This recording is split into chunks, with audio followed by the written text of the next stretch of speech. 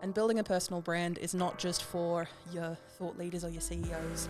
Everyone has a personal brand. Unfortunately, when it comes to confidence, and especially video confidence, as you can imagine with a video confidence coach, that comes up a lot.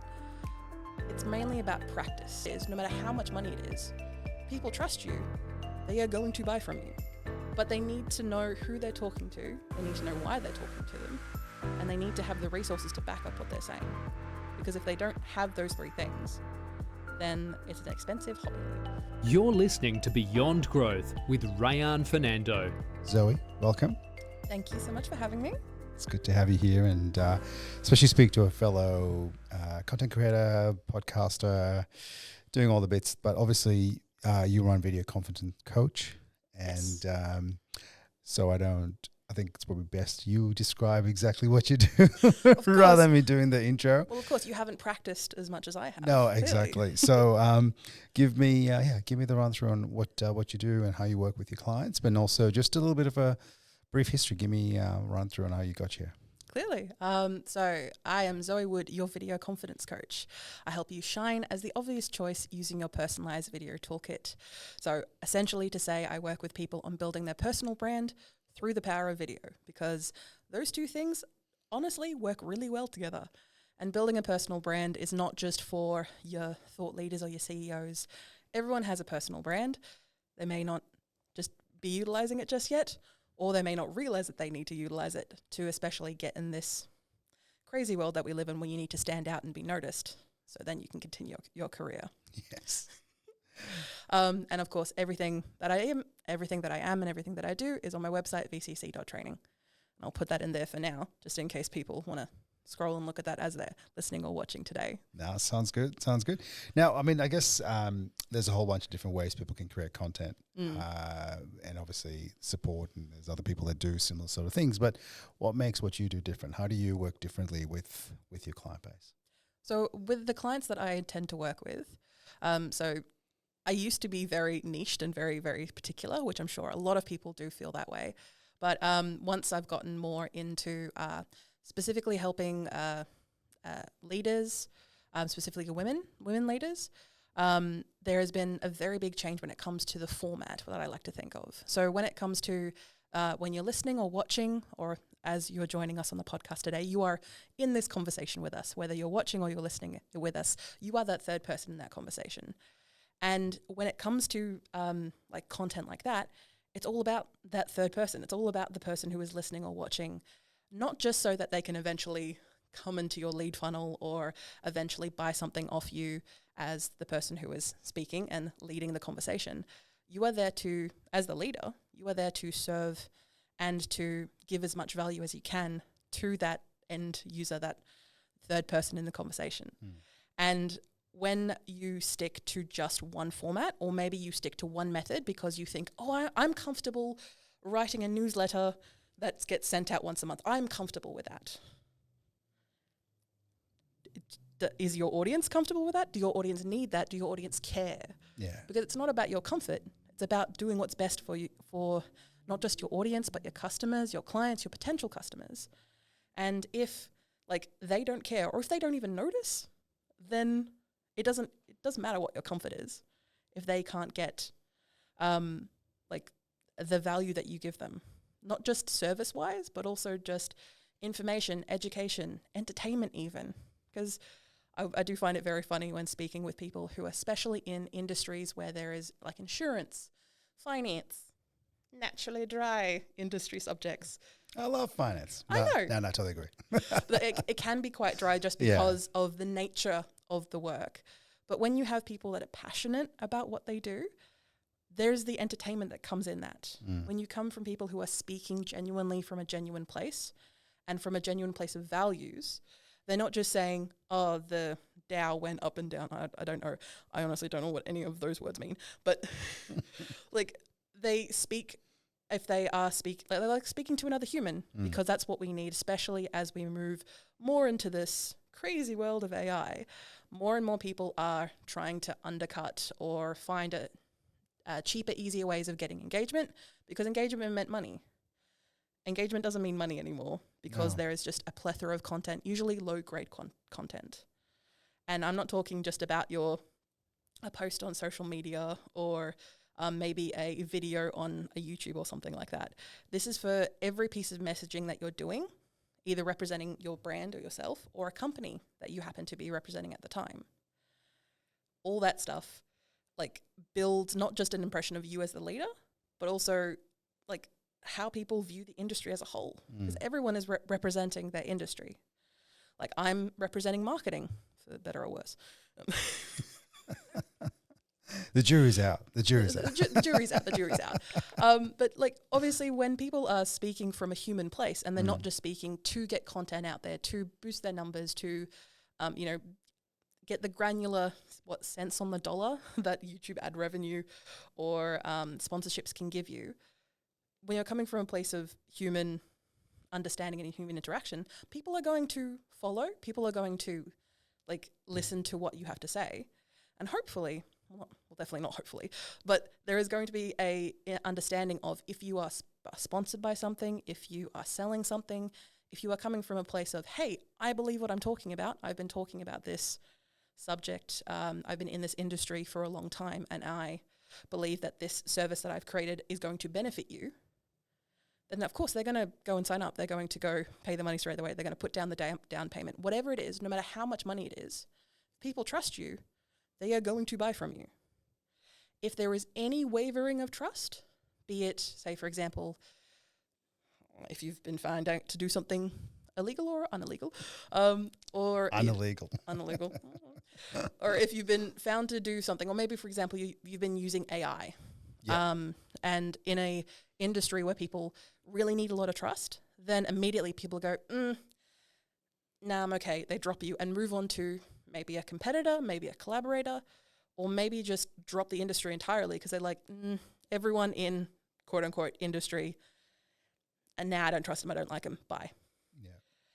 And maybe that may not be the customer that you're trying to get on board. Maybe someone who you're targeting is someone who's really into what you have to say and what you, because it's going to mean that they have a better life, that they get more money, that raising a family is easy for them, whatever you're doing, whatever how you're helping people do, if they don't feel like they can trust you with not even just information, but also just with their time. Because the content marketing machine is definitely been pushed a long time in the marketing industry. I'm sure you've definitely felt this, where say 10, 15 years ago, it was all about like what we can put on a billboard, what we can, like what can we do with the least amount of words as possible? And since then, it's been very much content. Got to push, got to post every day, got to be there every day, got to be hustling and grinding, which is not sustainable for people who are building a personal brand unless you have the backing of a company or a lot of people who are happy to help boost you, or you're already making a lot of money as it is to then help, buy the service and time of other people to then help grow your personal brand. Yeah. So there is a lot of instances where that can be quite overwhelming for one person. And this, looking at, someone who is producing so much content can feel like, oh, do I have to do that? Oh, I don't want to do that. Oh, and they move further and further back from not just the idea of marketing themselves, but just communicating with their audience, communicating with their potential customers, people who actively need what they have. And they're going, yeah, I don't want to do that. I don't want to be a car salesman. Used car salesman technically. Yeah. My apologies for any car salesman in the audience. But when it comes to that industry reputation, people don't want to be that slimy, salesy person. But in this capitalistic world that we live in, you kind of need to get your message out there. You need to push. You need to be memorable. You need to be seen as, hey, this person knows what they're talking about. So when it comes to what they have to say about a certain topic, I'm going to listen to them. And if I don't, why would I care to buy from them? A lot to unpack there. But I know, totally agree. And I think it's the whole market, not the whole market, but the whole, I guess, in the journey I'm in at the moment, transitioning from IT sales into an EOS implementer, even that just it's taken a couple of years to really find my groove.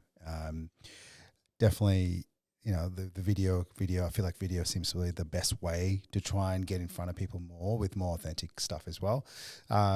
Because of that AI piece, right? So there's just so much, and there's AI videos out there too, right? So that makes it even more, more difficult now to actually break through because you got all these videos. But I think, like, I totally agree though. If you, and I sort of looked at that whole AI or creating videos through AI, but then I'm like, but then there's no point if it's just all fake, AI, fake, I suppose. But then you can't back it up in real life, right? If you're trying to sell something real, showcasing it by giving proof that is fake immediately discredits you. Yeah. It's like, oh, I can, you can come into my, my butcher and I'll have, I don't know, the meat dancing for you. People go, what? Why? I just want to grab a leg of lamb for Easter. I don't want any of this. You can imagine that type of feeling. And also, as more and more people are online now, there's, especially in a lot of say Western parts of the world, a lot of people are already online. People are, being born, living, and then dying on the internet. Like there's a lot of focus on the internet and digital marketing aspect, for example. But there are plenty of people who very rarely interact with the internet. There's majority of the world who does not have internet access. So for who you're talking to and who you're serving, does it make sense to put all your eggs in the basket of your internet presence? And I know that seems very counterintuitive to someone who is in video marketing and digital marketing. That's just true, because a lot of the people that I work with, you are the personal brand. And say, for example, a lot of people that I work with, the way that they make their money is by their time, but also by, say, providing courses. They run workshops. They attend events or speak at events. They are that authority. What's the LinkedIn term? Authority leader, or like thought leader. Thought leader. Yeah. That point of authority for whatever they're talking about. And to be honest, a lot of the stuff that they, a lot of the work that they get, a lot of the big money, a lot of the big projects are word of mouth from previous clients, from people that they're currently working with, people who have always maybe seen their stuff in the background and go, oh, when I need someone like that, I'll definitely get in touch with them. Yeah. Or like a lot of clients that I'm currently working with, because we've pretty much have a well-oiled machine at this point of like consistency. No matter what changes happen in the big world outside, we're able to keep things relatively consistently going in the background, as in not just content, but just repurposing things. Yeah. And as someone who runs a podcast and if anyone who's ever done a podcast, be it a guest, produced, or anyone who's ever done a podcast, always do short snippets, put it out on the internet. People haven't heard your podcast until you promote your podcast. Absolutely. Take it from me. Look at you as you breathe and you go, Yeah.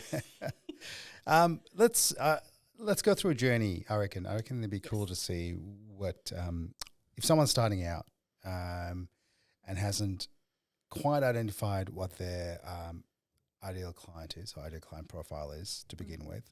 I'm assuming that's the best place to start, right? Like, who do you want to work with? Who do you work best with? What does it look like? What do they think? How do they feel? Work on that, so the ideal client profile or ICP. Because I feel like if you got that, then you sort of know where you need to target that audience.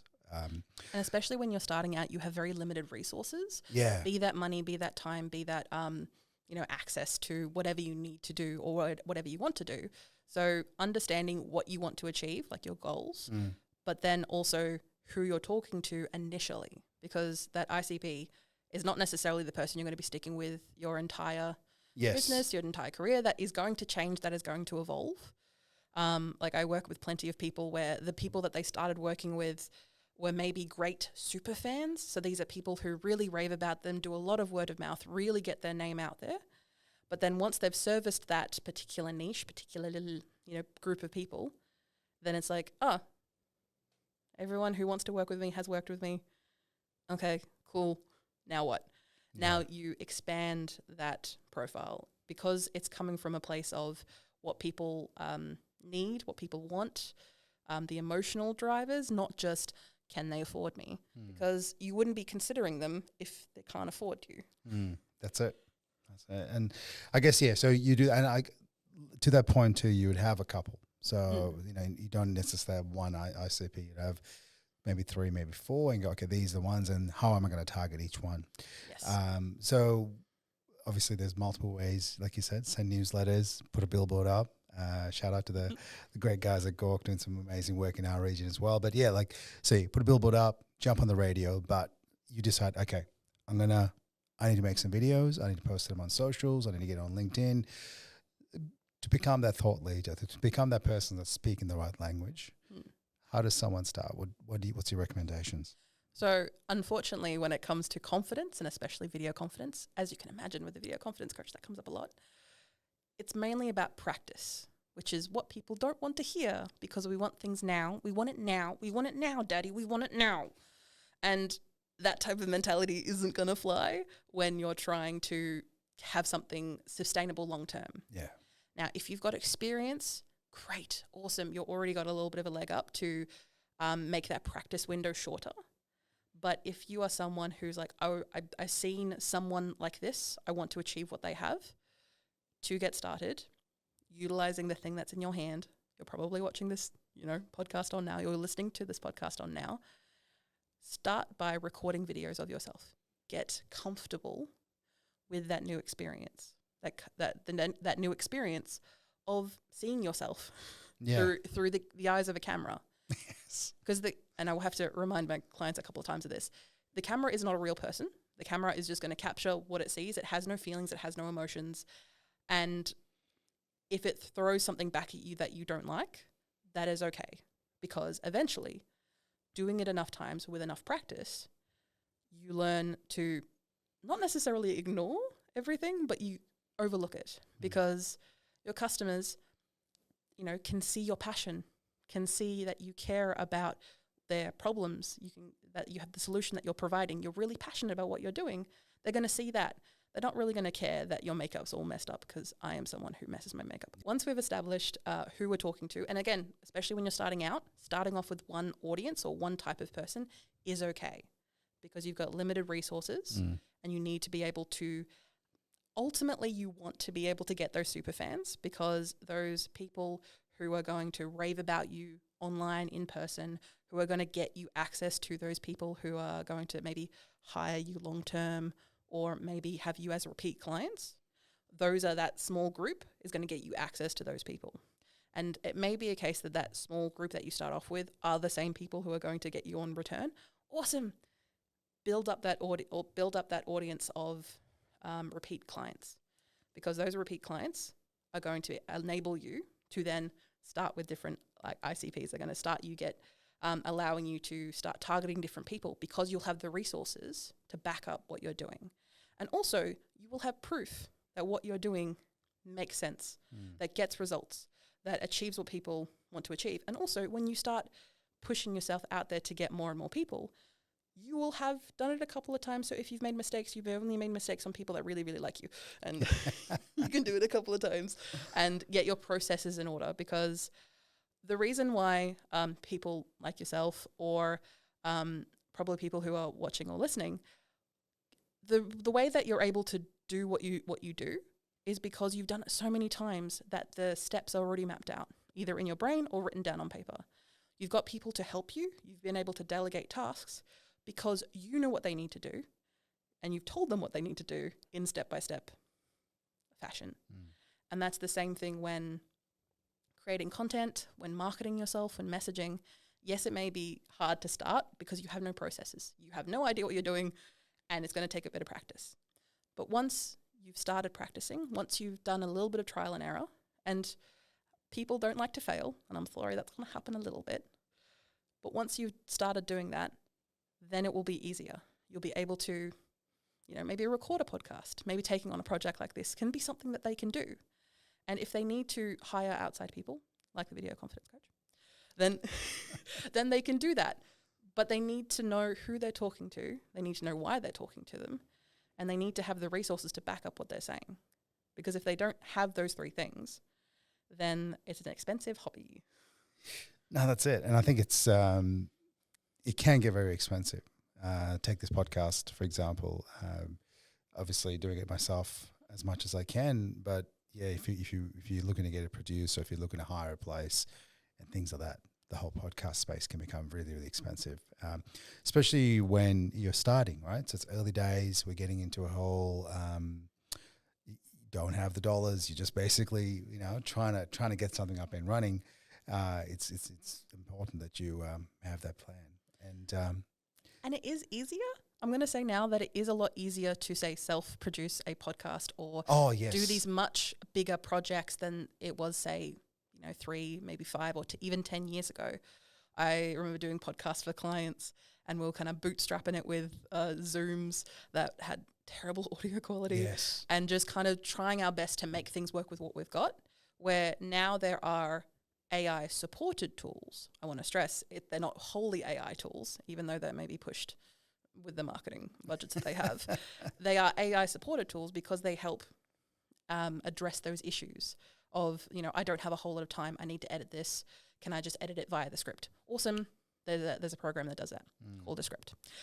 There are plenty of programs out there that are able to take a full podcast episode and put it into tiny little snippets, put captions on it that are to your branding colors, maybe even a logo in the corner if you're fancy, and then it's your job to schedule things in. And before the podcast, we were chatting about how, is it Claude or one of the programs that you use to schedule in content? Opus Clip.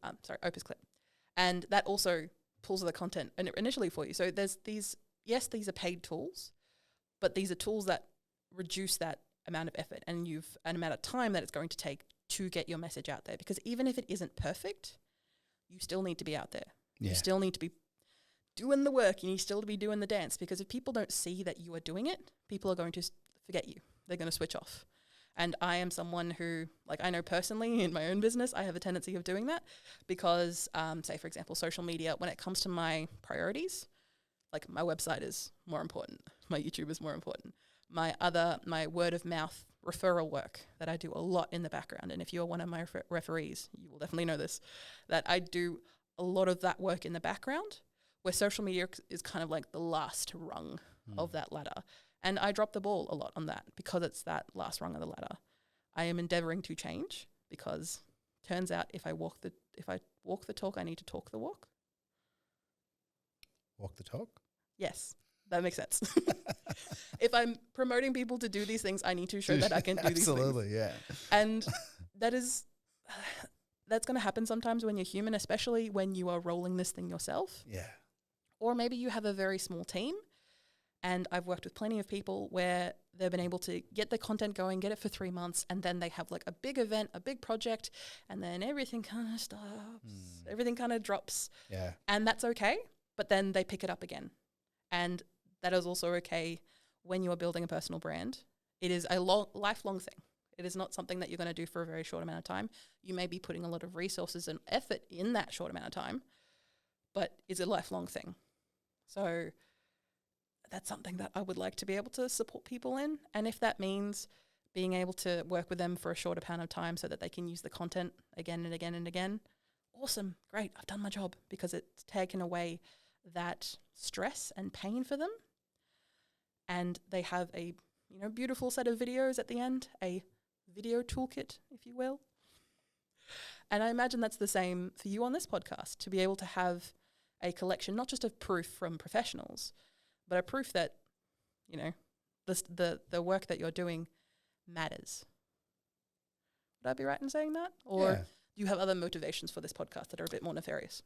Mostly nefarious. No, actually, for me, it's that I think I enjoy the creative side of podcasting, and that's sort of, this is my creative outlet in the professional world for me. So the more I do it, the more I enjoy it. But then also just the whole time I'm doing this, I just want to not do everything before and after the podcast. I know.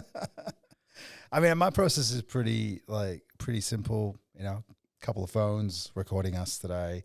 Got the roadcaster just recording the voices, which is great. I've got an amazing dude through Upwork that cuts the video together.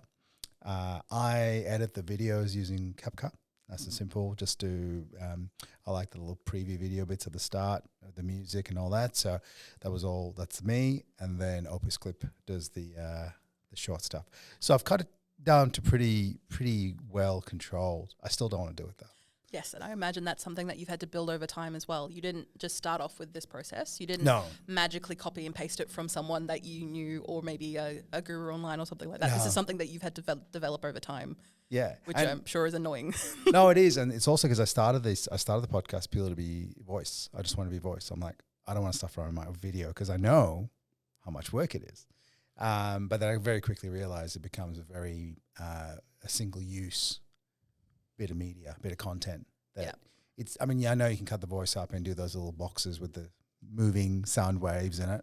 But I think the video does a lot more for me. Unfortunately, video is very compelling. Yes. And I do mean that wholeheartedly.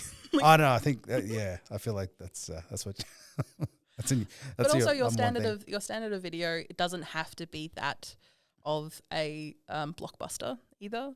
Like, as long as you're able to capture what you need to capture. Yes. You can get the bits together. The editing is okay. It can be a bit subpar as long as the audio is okay. The video can be a bit. Yeah. And that's where I'm at. Like, for me, that's why the Rodecaster is here, because I want to make sure the audio is perfect. Yes. Or as good as it can be. I won't say perfect. I'm not in a real sound booth. I'm surrounded by windows. We're not really in the right place. But ultimately, good sound, and like you said, the video isn't as important. Although the amount of people that actually watch the video is quite high. Yes, which I couldn't comprehend. I don't know whether that's because it just runs in the background automatically anyway, like on Spotify. It's a combination of a couple of things. So over the past year or two, both Spotify and YouTube have been really pushing into the podcasting space. Because podcasting, previous to that, I'd say more than like 5 years ago, there was really like Apple Podcasts, your Stitches, your like NPR, like your legacy type things that were set up in 2004, 2005, and then they've just kind of been running ever since. And this real shake up from Spotify and YouTube, I have my problems with both, to be perfectly honest. But they're moving more to that video format, and then in turn, because they're trying to get more podcasters on board, they're trying to show their number go up in their end reports, that they're pushing people to listen and engage with those video podcasts. And that is for any particular platform. Say, for example, when shorts or reels became a thing on social media, you would see them absolutely everywhere. Why? Because the platforms were trying to push more not just engagement with the format, but also more people to, keep them on the platform longer. Yeah. And with video podcasts, especially because it's 2 or more people speaking, or maybe even 1, there is a conversation happening. People put it on their, let it run on their kitchen TVs. I didn't realize there were so many people having like TVs in their kitchen, but turns out it's a real big thing. In their lounge room, or like the idea is that it's just something there. There are humans interacting on the screen, but they're also part of the conversation, and that is what's engaging. I personally am an audio listener because I like to be able to do things as I listen. Yep. But that's not for everyone, and as these platforms are pushing more and more, that'll definitely wane over time, and you'll definitely notice this. Is that the numbers will slowly go down again when there is something else for these platforms to push in the meantime. But right now, video podcasts is where it's at.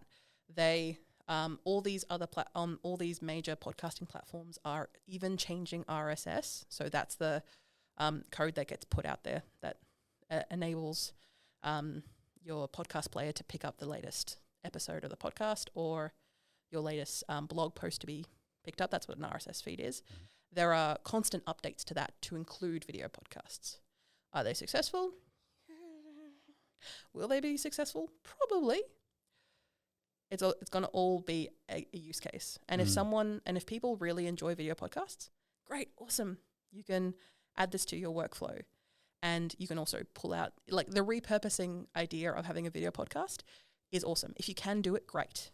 But if you can't, that's okay.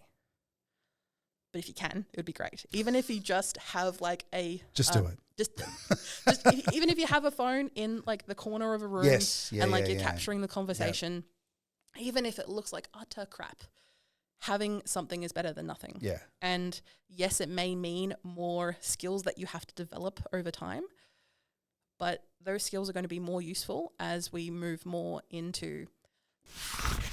Just give me 30 seconds. If your business is serious about certification and trust, you need to check out ISO 365. They make ISO compliance simple, practical, and sustainable by building your ISO systems inside the Microsoft 365 tools you already use. No extra software, no hidden license fees, just real control and ownership of your compliance. I love the work that ISO 365 does because they don't just hand you templates and walk away.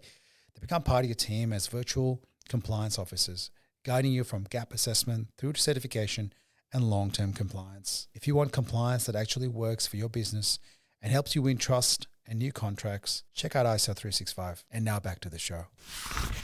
Not necessarily the content age, but you need to be able to be everywhere at once all the time. And to do that, you need to have more like opportunities to do that. Agreed. Yeah.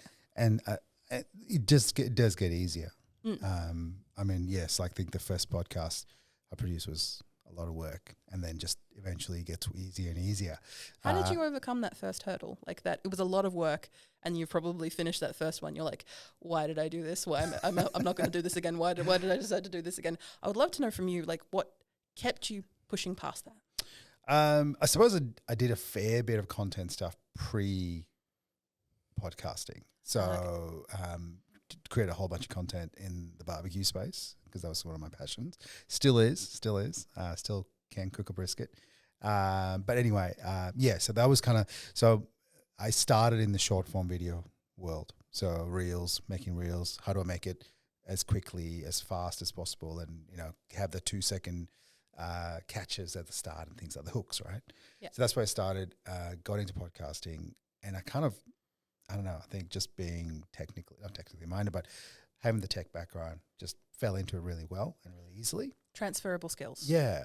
And as we all continue on with our careers and our life and the world is changing around us, transferable skills are going to be better than everything. Yeah. Like that's just what's going to happen. And absolutely. I've been a mentor. So I mentor a fair few kids who are like starting their own businesses. Cool. And when I say kids under 18, I love you, but you are under 18, you are a child. I love you. But when I've been chatting to these kids, obviously they've been impacted heavily by AI tools. Yeah. Because they quote unquote do the thinking for you. When realistically, and even they are clearly to see, it does not do that thinking for you. Doesn't allow you to be creative. No, yeah. And the skills that you that you get by doing it yourself, you're able to transfer it to different areas. But in saying so, a lot of these kids are like, "Oh, I'm going in a trade because AI can't take away my tradie skills." It can, but we'll digest that anyway. But when it comes to there's this constant push, and this bubble will burst. I'm very much a believer that this constant push that AI is going to fix the world for the very, very, very, very few is going to burst eventually because it has been pushed so far down our throats that we're not using it. We're not people. Yes, there are tools out there that are great, that are awesome, that help you solve that particular problem. Awesome. There are hundreds and thousands that don't, and almost make it harder to live. Or for example, like I don't know if you are a Mac or a Windows user, but ever since this vibe coding shift has come in, there's been a lot of issues with my tools, which have been fairly reliable, and now they're no longer reliable. It's like, okay, I can't do my job now. Can you please have a human who knows what they're doing do their job, please? I pay you money, please do your job. Is this particular application that's not quite doing the job? Honestly, it's if this was 2 years ago, I would say like a few particular applications. But to be honest, it's honestly almost everything that I'm using. Yeah, right. Like there's a update to a Windows, half of my programs aren't working the way that they should. Like it's impacting my process to be able to deliver my content, but also help my clients. And when you're spending your time fixing tech issues instead of just doing what you need to do, because we're all here to make money, we can't do that if the tools that we rely on to do really basic functions. Now, of course, some of those functions are very advanced, but you would trust that the program can do what it needs to do. And when a single update can brick it, which is make it useless unless you revert back to older versions, that makes it harder just to do your job.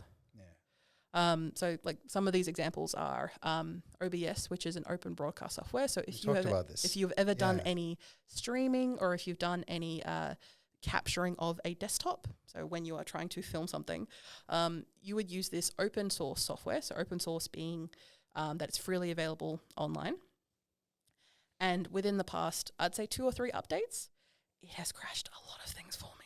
It's made things a lot more difficult for me to do my process, which in turn means that things get dropped, things get left behind. And I don't want that for myself, but I also don't want that for my clients either, because if I am, recommending them something, yes, some things can become out of date. Awesome, I'll change my opinion when that comes. But when a tool that should be reliable is no longer reliable, you look incompetent. You look behind the times. Why? Because they've decided to update something with vibe coding from an AI who's pulling information from, humans who didn't even know what they were doing in the first place, because it's freely available online. And as we move into this space, or not just streaming, but as we move more into more things being available online, there is going to be more and more information that is untrue because it looks cool, it sounds cool, or people want you to be convinced of something. And there's going to be a lot more reverting back to, I would say, like printed books or libraries, or having more opportunity to speak to real people who have experienced those things in real life, rather than just taking what's for word on the internet. I'm sort of feeling that to some degree from I don't know what it is, like from video, actually. Sorry, I was trying to work out where I was heading with that. But yeah, from a video point of view now, I've got to the stage where my first view of a video, short form, whatever it is, usually short form, long form is never always generally good. But yeah, if it's a short form video, it's like, it's fake. I start from a point of this is fake and move on, or this is fake, confirm. Yes, it is fake. This is fake, and then okay, no, it's not, right? And it's funny, and I feel sad to be in that position. But that's it. Like, so I flick through my phone, and you can kind of, it's real, and you sort of pick the real ones. But at the same time, like something's just looking like, it just seems like they stand out a little bit more, but also because the fakes are getting better. Yes, and that's the scary bit for me, because I'm just watching now. I'm like, oh, that looks pretty damn real. So I've got to start from a stage like it's fake, and then prove me wrong. But my kids are good at picking it, which I find really interesting. Yes. I've definitely, when chatting with the kids, they definitely pick it up a lot faster, and they immediately, there's a lot more of a blanket mistrust. And when I say blanket mistrust, as in they'll see a post or they'll see something that is using AI, and they immediately discredit that. The business, they discredit that company, they discredit, like they go, oh, you've used AI. Done. Like you're out of my interest. And say, for example, unless it's something that they're already using, like honestly games at this point, but unless it's something that they're actively already engaged in, for example, like either a TV show or a piece of media, or maybe a certain content creator, they can be like, okay, this is definitely AI. I'm not liking this. All right, I'll give you a couple more chances. But those chances are getting fewer and fewer and fewer, to the point where there's plenty of people, and kids and adults alike, where that feeling is getting thinner and thinner, to the point that if they spot any AI, if they sniff out any AI, they immediately go, no, block. I'm not interested in what you have to say. Tell me what you mean by anything AI. So for example, like the AI that I use a lot in my work is AI transcriptions, because you would have to pay a human a lot of money to transcribe everything. And to be honest, a lot of people are okay with that, because it reduces that time, but also they want to be able to see the transcript of what you've said, and it makes it easier. But as soon as there is a visual or a sound that is trying to convince them of something, they immediately shut down. And when I say convince them of something, it can be like, hey, buy this thing, or hey, listen to this thing, or like, stop what you're doing now and pay attention to this thing. They immediately clock that out because, oh, this isn't real. Oh, this is AI. Or they'll see something online that maybe, for example, it could be a political thing. And I know that when I was younger, I wasn't really politically minded because I was a child. But now it is more and more in their faces that they're more and more politically aware that, hey, this thing doesn't, this video doesn't seem real. Oh, this is odd. Why is this, particular politician saying these things? I wonder what they're getting out of it. Oh, it's not real. Cool. Like immediately dismiss what's being said. And because kids can do it faster, they can see that difference and change. Where when I talk to older people, there is less of that instant recognition because, oh, CGI, oh, we've been doing computers forever. It's like, well, they don't say forever, but I say forever. They've been doing, like, these computer things have been around for a very long time. And I guess when I speak to a lot of older people, they don't quite see that impact of, hey, generating this image or seeing this video that was created. Do you not immediately understand or even think of the ramifications? Oh, it's just a fun little video of a cat dancing around. Okay, what is it doing? It's taking your attention. It's trying to convince you maybe not to buy something, but maybe to follow the channel or to rack up engagement, because that's what you can do, is that you can make money from holding people's attention. Yeah. And that's quite sad. That feels quite sad. Unless you, this is coming from someone who, works with people and creates content that is hopefully there to educate, to make people's lives better, and hopefully do it entertainingly. I say that as I'm covered in glitter and I have big blue hair and a big blue bright outfit, because I want to both entertain and educate. And for a lot of people, a lot of content online, it's mainly just about sapping your attention, keeping you on the platform longer, and not having you take what's being given and utilize it in your life. And there is going to be a very big swing back, because people are getting sick of losing an evening on their phone, having their thumbs get all tired from working out, from scrolling videos, but also they feel depleted. Yeah. They feel you may not get a sponsorship. It's like eating Subway. You might eat it and then like half an hour later, oh, you're hungry again, because it didn't feel like there was much substance in that. You just got to get a foot long.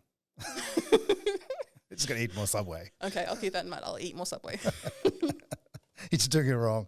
No, I know what you mean, though. I know what you mean. And I think it's, especially starting what I'm doing now and trying to grow this EOS practice, I've definitely started to cut back on so much of that doom scrolling.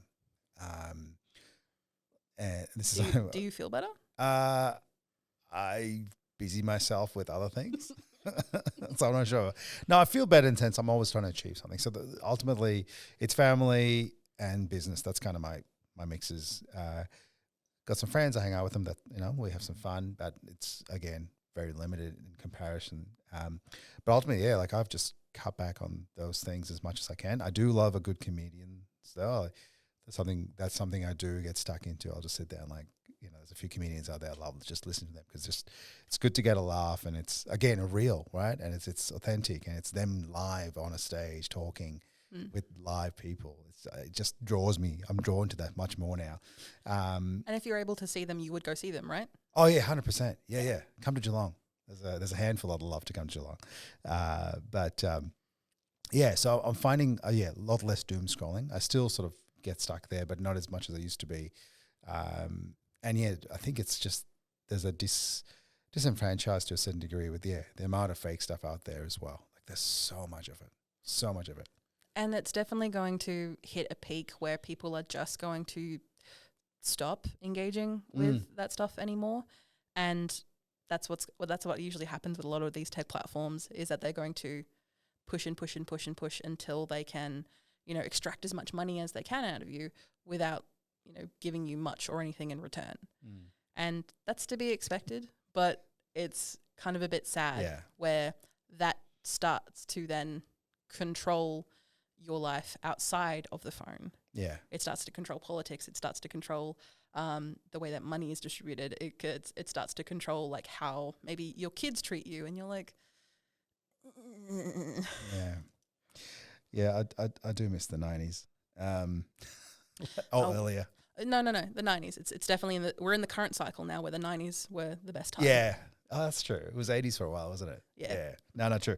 Yeah, I do miss it. If we didn't have devices in our house, it'd be amazing. Don't get me wrong, there is conveniences. Like there. Yeah. It makes things it can make things easier. Absolutely. But it's just going to happen with life as technology consistently moves forward.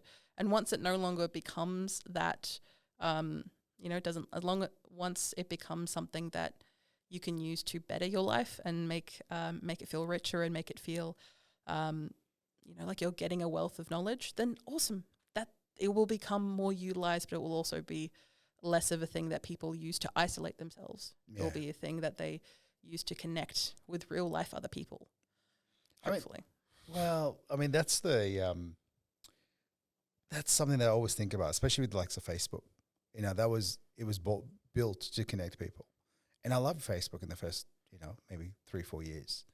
But in especially in the last 4 or 5 years, I think I'm members, joined 2007 or whatever it was, when it was the first year it came out, whatever that was. But now, you literally, you don't see anyone. You just see a whole bunch of suggested posts and ads. You're like, well, this is pointless. I spend hardly any time on Facebook because of that. But yet, the groups and the marketplaces. Oh, yeah, marketplace, 100%. Are absolutely thriving. Yeah. Why? Because it's that immediate human connection. Yeah. Yes, you may deal with some unsavory people in your local community, but that's going to happen in any group of people. You're going to butt up heads against other people. It's going to happen. But with, I've seen a bunch of kids that technically the under 16 ban has kicked in where they're not allowed social medias. Oh, yeah. Now, that is easy to get around because of course it is. It's not that hard. Yeah. And, these kids, again, they just use the groups. They just use the marketplace because it's serving a function. Once it's no longer serving a function, it's not, once Facebook is no longer connecting people don't care. Yeah. I do like marketplace though. That is, I spend way too much time there. That's something that just ooh. You go in with a thing in mind and you're like, ooh, shiny thing. Yeah.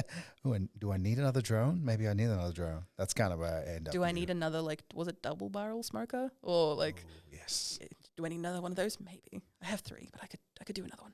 Yeah, my personal best was 8 smokers or 8 barbecues in the backyard at my peak. I'm down to 3. Oh, okay. And 1 offsite. So 4. I'm sure your neighbours are very happy for you in that respect. No, I went through a few over the years, but anyway, we digress. Okay, cool. So obviously the value of video creation or content creation is important. There's multiple ways you can do it. I do like the podcast. I do struggle with in front of a camera talking to it. I feel like I lack the confidence to do that, and just not make it sound salesy. I reckon that's the bit that. Has your experience been when you have to be in front of a camera and you have to look down that lens that you have to be salesy because that's the positions that you've been in the past? I think it's yes. Yeah. So, and I find that I sort of almost go into when I'm looking to it, I think it's more I need to prepare to speak what I need to speak. Oh, that sounds so bad. I should prepare to speak what I was about to speak just then. But ultimately, I think it's just what do I deliver is probably the piece there. What do I actually say in front of the camera? Because usually it's a bunch of scripted stuff that I'm going to talk about this topic, this topic, this topic. Do you feel more comfortable when you write out a word-for-word script? No. Or are you someone very much like myself who does dot points areas? Because we know our stuff. We already know our stuff. I know for a fact that when I go off the cuff, because I have enough practice now, I can be relatively succinct. I still go, I still stumble sometimes, but that's human. That's okay. And when speaking to a camera, it may be a case that, in the past, you've just been doing it for sales reasons, or maybe you've been doing it for a webcam, or you've been doing it because someone else has told you to do it. But when you are doing this of your own volition, of your own business, of your own personal brand, being able to practice and just look at that camera lens and see not just a human eye, because I went through an imagination exercise with a client once and I scared the hell out of them because they were like, whoa, it's just an eye. I'm like, oh, okay, no. Imagine a face and the eye just happens to be there. When you imagine that you are speaking to someone, your body will change and you will relax. Like in a situation like we are now, where we're talking and for example, I'm referring to the third person in the conversation and I look directly at them, I acknowledge them, and then I get back to the conversation that we're having here because I'm imagining right now that my customer avatar, one of my customer avatars, let's say Melissa, I imagine her right there. She's smiling. She's being quiet. She's enjoying the conversation. She's not butting in. Hi, Melissa. And that is coming out in my body and my expression, and I'm able to breathe and relax. But for example, in your experience, I imagine you've been when communicating directly to a camera, you kind of got to do it. You got to do it in a time crunch, I imagine, or you got to be like, I got to get these exact words out because if I don't, there's going to be consequences. And if you're able to take your time, because video editing exists. Yeah, I'm sure you've done plenty of editing. It's the best for this podcast. Like the editing exists, and if you don't like the first take, awesome, take another one. More than 2 takes of something that you already know or you're already comfortable with, unless you are like a film director who's like, I need to get the most out of my actors, you don't have time for that. You don't have energy for that. And if it, for example, by the end of the second take, if you are feeling like you're either going to feel one of 2 ways. You're going to be like, yep, that was okay, let's ship it. Or I'm too tired, let's just ship it. I'm okay with if it doesn't come out perfect. Yeah. And that second one, I think is honestly a good place to feel and a good place to be. Like, I'm tired, I've done the job, I'm happy with how it goes, I'm going to ship it. I'm going to post it, I'm going to upload it. Even though it may not be perfect, I'm just happy to just get it out there and get it done. And yes, that may mean that, oh no, the video put out there that was like 30 seconds long, was not perfect. Awesome. You're going to have to do it again. And I don't mean or film it again. I mean, you're going to be posting the same message multiple times because the people who see it once aren't going to remember. And the people who haven't seen it, they're not going to know your message. So you're going to have to repeat that again and again and again in different ways, in different formats, maybe in a podcast or maybe on a stage or maybe just in a video that you're recording for a specific audience that you later repurpose into other pieces of content. You're going to be repeating yourself a lot. And I know that especially a lot of my clients don't like that. They're going to have to repeat themselves. But that's what marketing is. You're getting your message out there again and again and again, and you're going to have to repeat yourself again and again and again. I say that with love. No, look, I totally agree. So 2 massive takeaways for me on that one is, and that's something I'm going to definitely try, which is imagining you're talking to someone, not to a camera. That's kind of where I get lost. I'll sit there, I'm like, all right, I'm speaking to masses as opposed to, was it Melissa? Yeah. Melissa's mine. And if it helps, being able to, once you start recording, because you're going to have to cut that first section out anyway of the video. Yeah. Like, I think we call it the millennial pause, where you press record, you get yourself ready, take a breath, and then you get started. And they don't cut out that bit at the start, which is my pause is just a lot longer. With a pet peeve. But taking that time to just sit there, get yourself ready, and then just imagine that person. And if it's like a friend, then you're going to act differently. If it's a loved one, you're going to act differently. Maybe it's a person who exists or maybe someone who doesn't exist. As long as you can imagine that human there, you're going to ultimately perform better and be able to actually get the result you want in less than 2 takes, hopefully. No, look, that's a great tip. That's a great tip. And definitely something I'm going to try because, I think a lot of people do get lost in their own heads. Especially all looking at themselves in the corner of the screen? No, so I purposely film with a tripod. Yes. Frame it up, and so I can't see myself. Like, that's the worst thing I can do to me. I even getting distracted by your head. Yeah. Even in meetings, if I'm in like a Teams or a Zoom, I'm like, oh gosh, I got to hide my face. That's what Post-it notes are for. You just put it on the screen. Just like. So, that's great. And look, the other one, repeat yourself. And I think that's something a lot of leaders, a lot of people who are trying to build out brand awareness or, their own personal brand awareness kind of forget that, I mean, videos last, how long now before they disappear and don't show up in people's feed or anything like that? Depends ultimately on the platform. It can be a minimum of 2 to 3 days all the way to like 5 to 10 years. YouTube is probably the longest, and that's where I usually ask people to start, because YouTube is a search engine. People have intent. So the videos are going to get more traction and a lot longer longevity than they do on platforms that are designed to just churn over the content. Yeah. But that's where the repetitiveness comes in a lot, especially with those platforms that just churn over content for the algorithm. Repeating yourself, because if you're bored of your own message, good, that's a good start, because you're going to have to keep doing it, because it's not just for the people that haven't heard of you or haven't heard your message or maybe the solution to their problem. It's because they haven't heard it from you.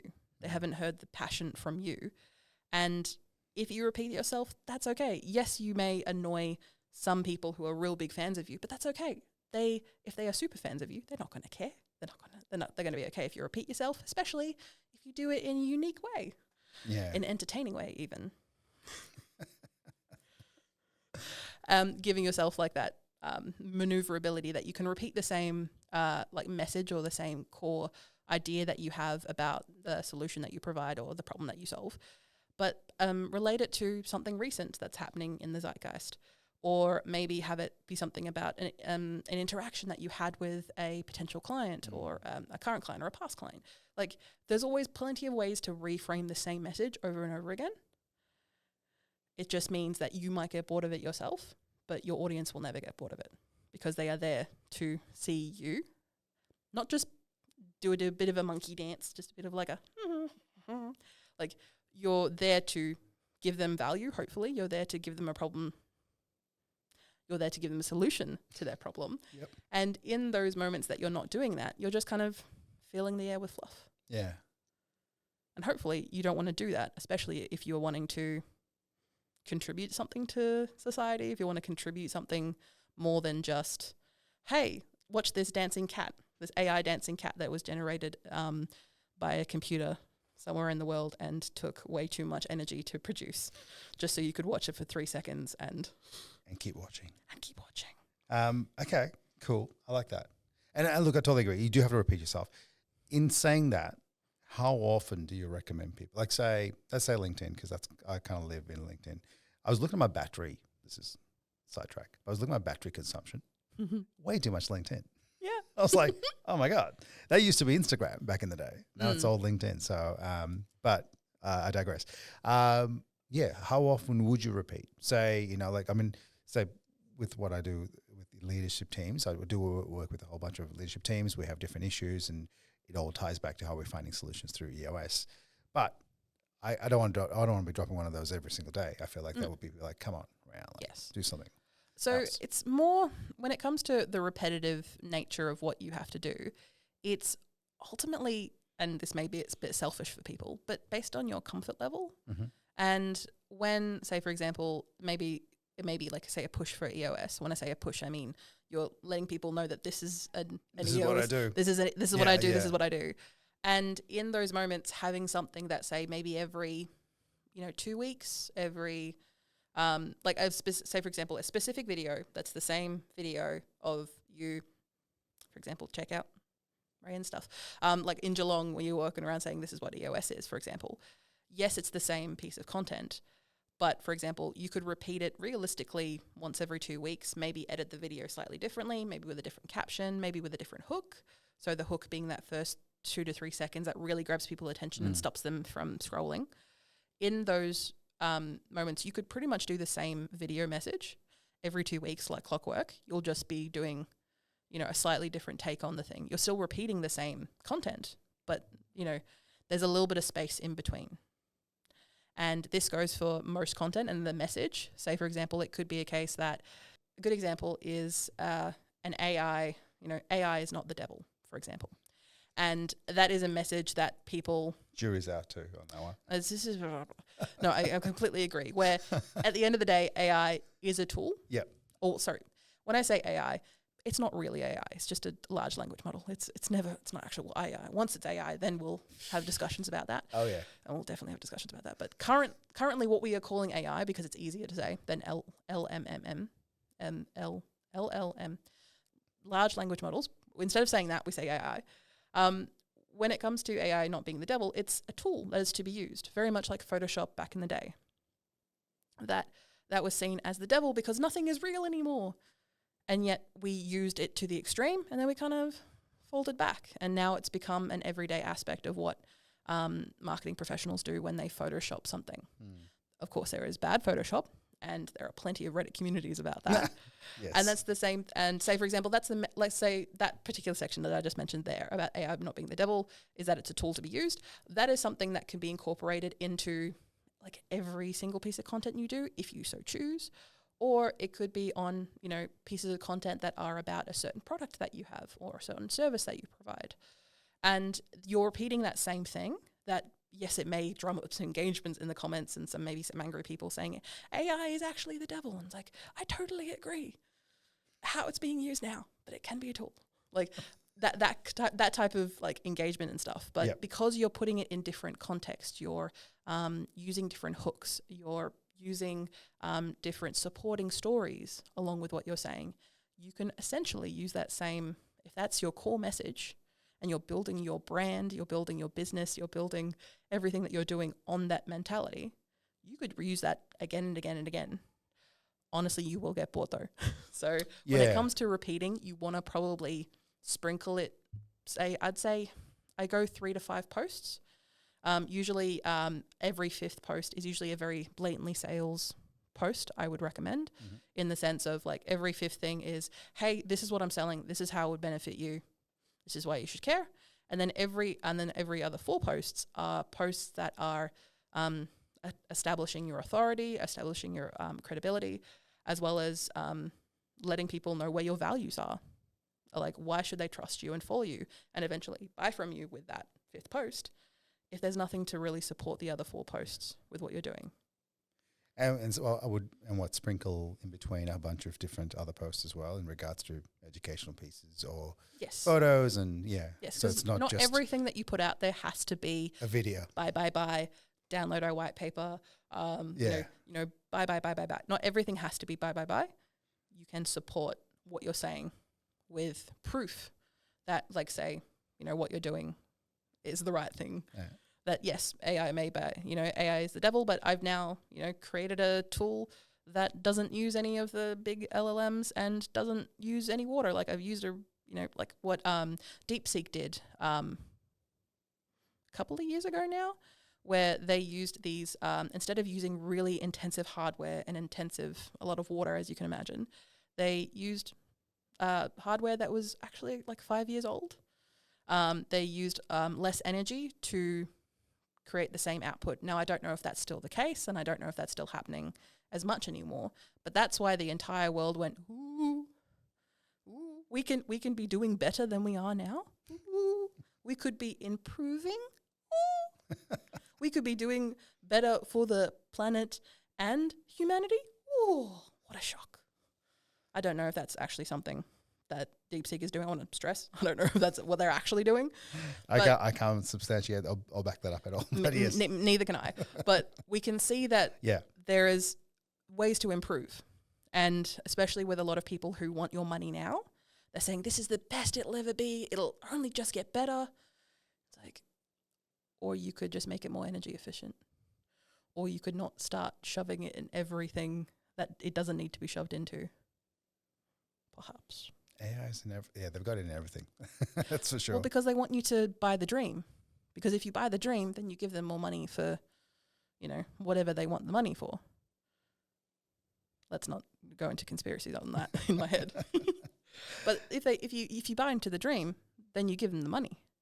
If you don't buy into the dream, then you don't give them money. It's all about the money. Now, Zoe, it's been great to have a chat, but I just wanted to cover off a few quick fire things in regards to your tips for people who are going, okay, yep, I'm gonna listen to this, and I know I need to make some videos. What's the tech you recommend? Because I know you said sound is important. Yes. And we've we've got great cameras on our phones these days, so we don't necessarily have to go get a separate camera. But what are your technology recommendation for someone that's going like, okay, cool, I'm going to make some videos. What should I have in front of me? So usually what you need is 3 things other than a camera. So let's just imagine you've got a phone that's been made in the past 2 to 3 years. Yeah, much of a muchness, but like as long as you haven't been dropping it on the camera lens consistently. If you have a toddler, my apologies to you. You're going to need to grab something that's a little bit better than that. But let's just imagine we've got a phone that is the basic standard, can do pretty decent video. Mm-hmm. We need to make sure that our sound is good, our lighting is good, and that the stabilization, that it's still. Yep. Because once you start getting movement into a camera, then there's things that can go wrong from there. So usually I recommend for people to grab a microphone or be in a very quiet, plush place. When I say plush, I mean you've got carpets on the floors, you've got things on the wall. I've seen some people use doona covers in the event that the lighting doesn't need to be perfect. They can just put a doona cover over them to get around all the audio issues. Usually I would recommend maybe a Bluetooth microphone from Rode. Rode is an Australian company, and we are using their microphones right now. Obviously, we're not using the Bluetooth ones. We're using the big pod mics, big heavy-duty cable ones. But when you are just trying to you're just trying to record a video, especially when you are going to be recording it for more than just outside of your office or outside of your bedroom or wherever you're recording the video, being able to use Bluetooth microphones when they do work, of course. The technology is not entirely there, but it's fairly reliable to the point where you can clip it onto your shirt or your top and be able to walk and talk. You're able to move around. You're able to maybe put your camera on and then walk, 3 or 4 meters and do whatever you need to do. You want to be able to think of that consistency for whatever you're filming. So that's the mic. Then the light. Natural light is great, but very unpredictable, as you well know, especially when we're preparing for today. We're like, please, the sun, don't move. Clouds, stay away. So when it comes to lighting, you probably, maybe if necessary, grab a ring light. So those are those big, big rings that you can get quite, cheaply from, your Kmart's, your Aurora. Any sort of consistent light is better than no light at all.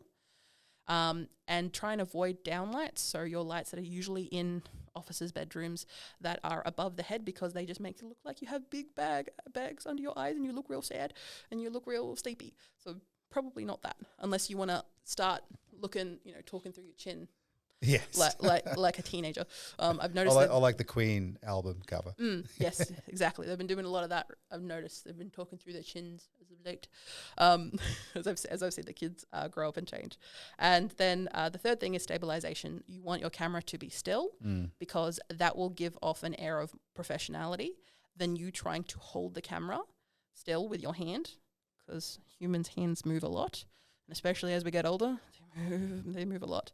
So if you can get a tripod or maybe just balancing it on some books. So if you are really keen on doing video, investing in a good microphone, a good lighting kit, or even just a light and a tripod that you can put your camera on, so something that is nice and still and grippy, then you're already there. You're much better than most people who are just, your Joe Blow sitting on the couch, just getting their phone out as they're sleeping and just getting their phone.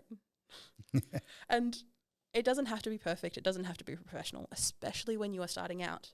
Because when you're starting out, you're just getting your process ready. You're just trying to get this good. You're just trying to feel your way through this.